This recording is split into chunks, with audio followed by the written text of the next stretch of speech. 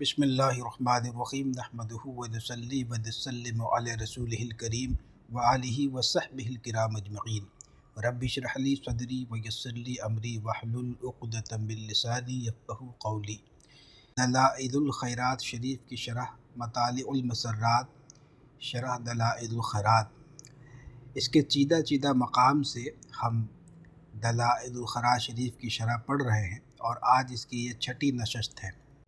اور مروی ہے کہ ایک دن رسول اللہ صلی اللہ تعالی علیہ وسلم تشریف لائے، مسرت کے آثار آپ کے چہرہ انور میں دکھائی دے رہے تھے، تو آپ نے فرمایا میرے پاس جبرائیل علیہ السلام تشریف لائے اور کہا یا رسول اللہ، کیا آپ اس سے راضی نہیں کہ آپ کا جو امتی آپ پر درود بھیجے گا میں اس پر 10 دفعہ درود بھیجوں گا، اور آپ کا جو امتی آپ پر سلام بھیجے گا میں اس پر 10 مرتبہ سلام بھیجوں گا۔ اللہ تعالیٰ کی 10 رحمتیں درود بھیجنے والے پر۔ علامہ عراقی نے فرمایا یہ حدیث امام نسائی اور ابن حبان نے بروایت حضرت ابو طلحہ جید سند سے روایت کی۔ نیز ابن مبارک نے دقائق میں، ابن ابی شیبہ نے مصنف میں، امام دارمی، امام احمد اور حاکم نے اور امام بیہقی نے سند صحیح سے یہ حدیث روایت کی۔ اگرچہ ان کے الفاظ مختلف ہیں لیکن ان سب کا مضمون یہی ہے کہ جو شخص نبی اکرم صلی اللہ تعالی علیہ وسلم پر ایک دفعہ درود شریف بھیجتا ہے اللہ تعالیٰ اس پر 10 رحمتیں نازل فرماتا ہے۔ اللہ تعالیٰ کی یہ خبر نبی اکرم صلی اللہ تعالی علیہ وسلم کی محبوبیت کاملہ اور بارگاہ الہی میں آپ کے عظیم مرتبے کی طرف اشارہ کر رہی ہے،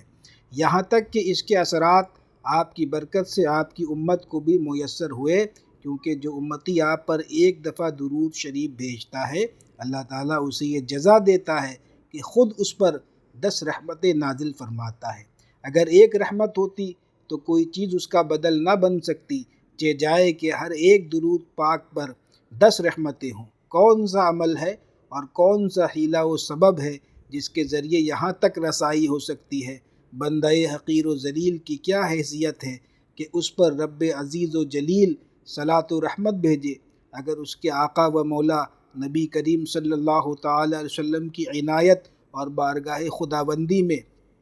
آپ کی بے پایہ عزت و کرامت نہ ہو،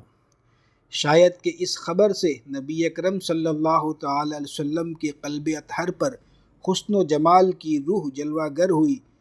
اس سبب سے آپ کے چہرہ انور پر مسرت کے آثار نمایاں ہوئے، کیونکہ جو کچھ دل میں ہوتا ہے اس کا اثر چہرے پر ظاہر ہوتا ہے، اور معروف ہے کہ جب نبی اکرم صلی اللہ تعالی علیہ وسلم مسرور ہوتے تو آپ کا رخ انور جگمگا اٹھتا۔ نبی اکرم صلی اللہ تعالی علیہ وسلم کو حقیقی خوشی اور مسرت اور بشاشت اسی چیز سے حاصل ہوتی تھی جو آپ کو رب کریم کے جناب سے ملتی تھی، اور آپ کو اللہ تعالیٰ جل مجدہ الکریم کی بشارت سے مسرور اور شادمان ہونا بھی چاہیے۔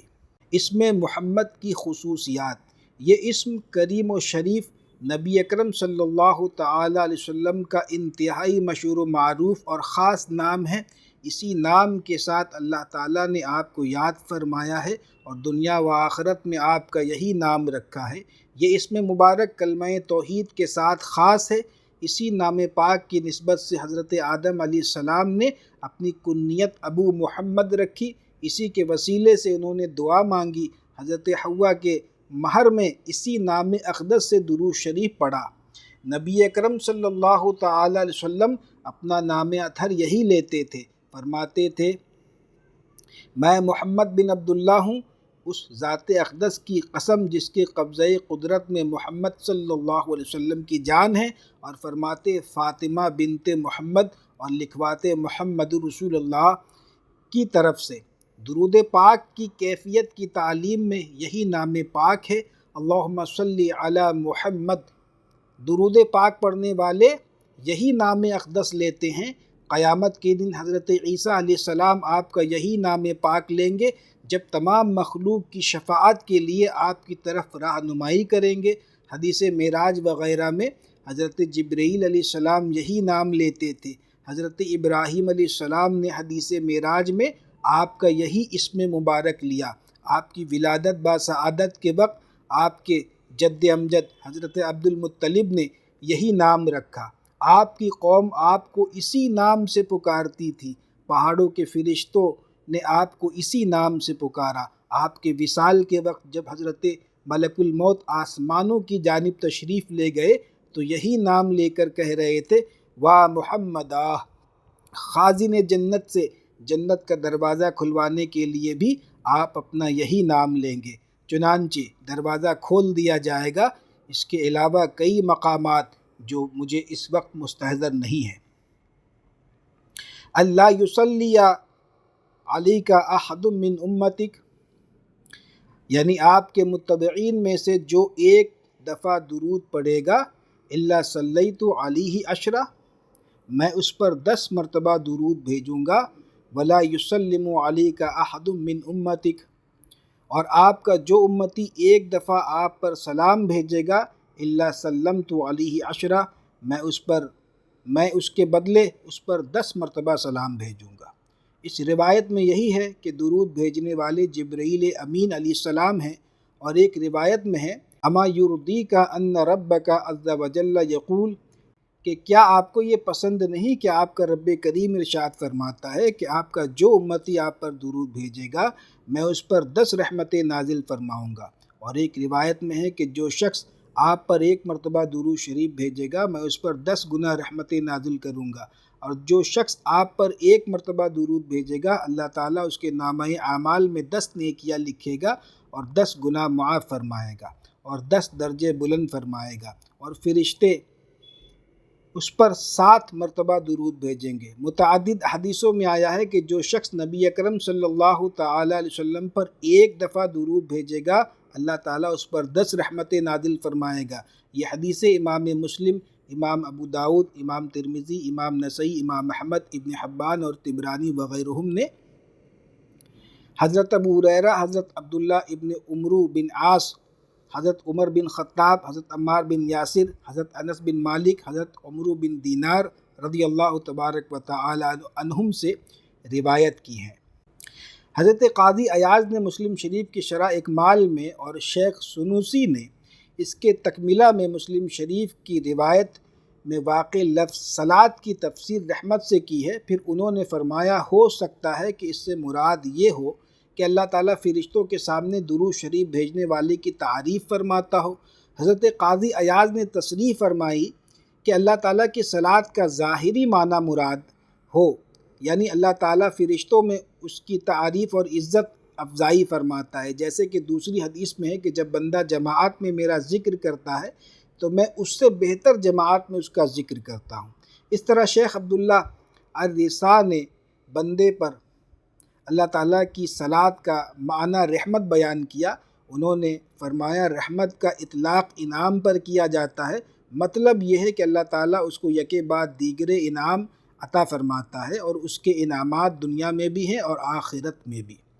اللہ تعالیٰ کی رحمت دنیا و ما فیہا سے بہتر ہے۔ قاضی ابو عبداللہ سکاکی نے فرمایا اللہ تعالیٰ کی طرف سے صلاۃ رحمت ہے،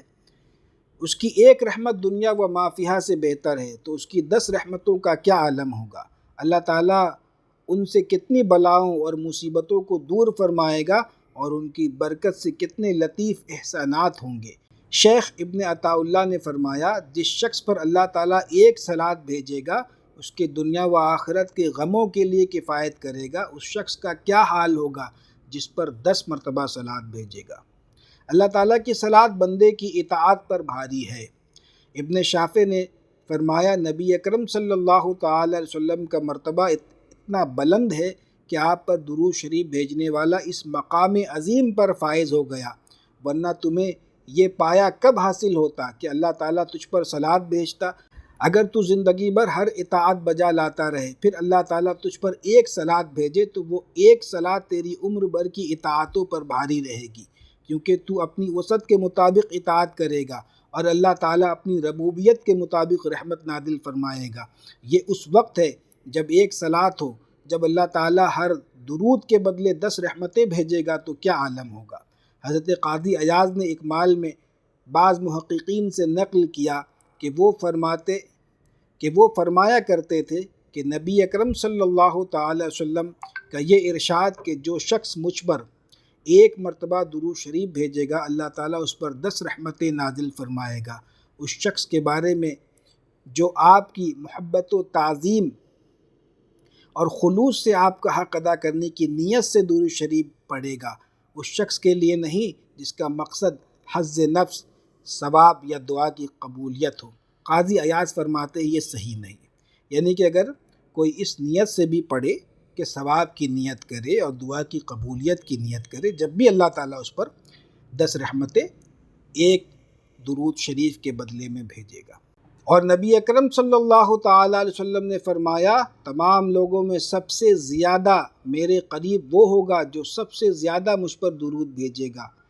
یہ بھی فرمایا جو شخص مجھ پر درود بھیجے گا جب تک درود پڑھتا رہے گا فرشتے اس پر درود بھیجتے رہیں گے، جب چاہے وہ درود شریف کم بھیجے یا زیادہ۔ یہ بھی فرمایا آدمی کے بخیل ہونے کے لیے یہ کافی ہے کہ اس کے پاس میرا ذکر کیا جائے اور وہ مجھ پر درود نہ بھیجے۔ کثرت سے درود پاک پڑھنے والا مقام قرب میں، پھر کثرت سے درود شریف پڑھنے والا نبی اکرم صلی اللہ تعالیٰ علیہ وسلم کے بہت ہی قریب اس لیے ہوگا کہ اس نے درود شریف پڑھ کر آپ کا قرب حاصل کیا اور آپ کی ایک خدمت کی، جیسے کہ آپ نے حضرت علی بن موفق کو فرمایا انہوں نے جب آپ کی طرف سے حج کیا تو آپ کو خواب میں دیکھا، آپ نے فرمایا یہ تمہاری ایک خدمت ہے، میں قیامت کے دن تمہیں اس کا بدلہ دوں گا۔ جب لوگ حساب کی پریشانی میں مبتلا ہوں گے تو میدان محشر میں تمہارا ہاتھ پکڑ کر تمہیں جنت میں داخل کروں گا۔ دوسری وجہ یہ ہے کہ درود پاک کی کثرت نبی اکرم صلی اللہ تعالی علیہ وسلم کی شدید محبت پر دلالت کرتی ہے، کیونکہ جسے کسی سے محبت ہو اسی کا کثرت سے ذکر کرتا ہے، اور آدمی اس کے ساتھ ہوگا جس کے ساتھ اسے محبت ہوگی۔ حضور صلی اللہ تعالی وسلم کی شدید محبت آپ کی قوی متابعت پر دلالت کرتی ہے۔ ان المحب لمن یحب مطیع، محب اپنے محبوب کا فرما بردار ہوتا ہے۔ جو شخص درود پاک کی کثرت، محبت اور متابعت کے اس مقام پر ہوگا اس کی روح کو نبی اکرم صلی اللہ تعالی وسلم کی روح انور کا قرب حاصل ہوگا، دونوں میں شناسائی، الفت، تعلق اور مناسبت حاصل ہوگی، لہٰذا وہ نبی اکرم صلی اللہ تعالی وسلم کے بہت ہی قریب ہوگا اور بالخصوص اسے بارگاہ رسالت سے نورانیت حاصل ہوگی اور آپ کی صورت مبارکہ اس کے دل میں منقش ہو جائے گی۔